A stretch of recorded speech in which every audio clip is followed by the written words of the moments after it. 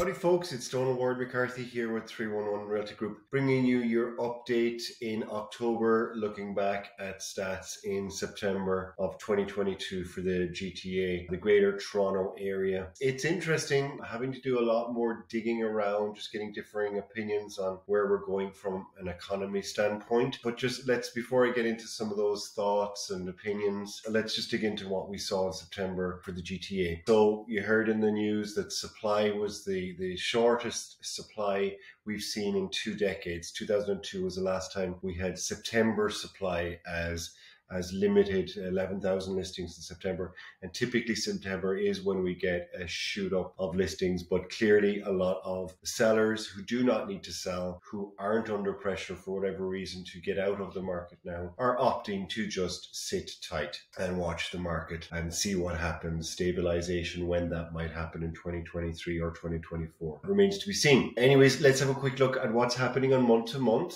As you know, I do love to watch this instead of watching kind of the year-over-year stats. But I did want to start with that interesting point that the supply has been the lowest it's been in September of 2022 since it has been in 2002. Anyways, let's look at demand. This is the sales chart for month over month for this year. So we are looking at the orange line here. Of course, demand started to drop off quite rapidly since March of this year due to the interest rate hikes and uncertainty. So buyers kind of sidelined by what was happening. We did see, as we mentioned as well before, we were expecting to see from July to August that demand actually went up month over month, and August of 2022 we actually saw sales there was a spurring of sales in the market and activity, a flourish of activity, which did drop down again. Looking at it here, it went up 15% in demand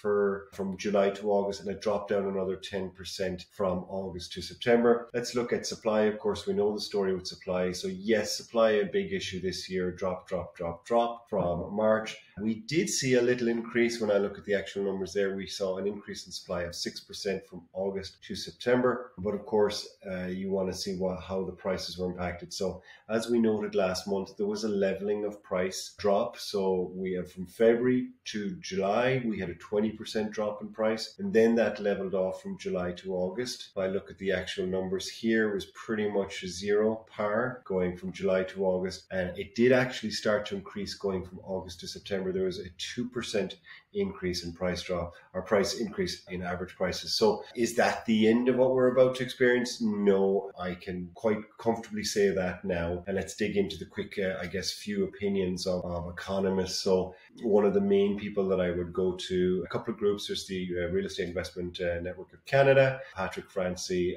the president there, quite a pragmatic gentleman. And, in his words, he simply said, look, we have no idea what's in the pipeline. So, being optimistic and positive at this point, maybe hold off on that until we have maybe 6 months more of data in terms of inflation. The other person I really love to look at is Benjamin Tal, and reading his reports, one thing from an economic standpoint that I wasn't aware of is that 65% of are in inflationary components within our Canadian economy right now we have no control over. So when we raise interest rates, we only can have control over about 35% of what we can control. So really, again, back to Patrick Francie, there are lots of headwinds out there globally right now, and we have no control over them. We will see rate interest hikes moving forward. Question is when will we start to see that inflation coming under control? We're going to have to look at the global markets probably to get a better idea of that. Anyways, 311 Realty Group over and out. Thank you so much. Talk to you next month. Ciao, ciao.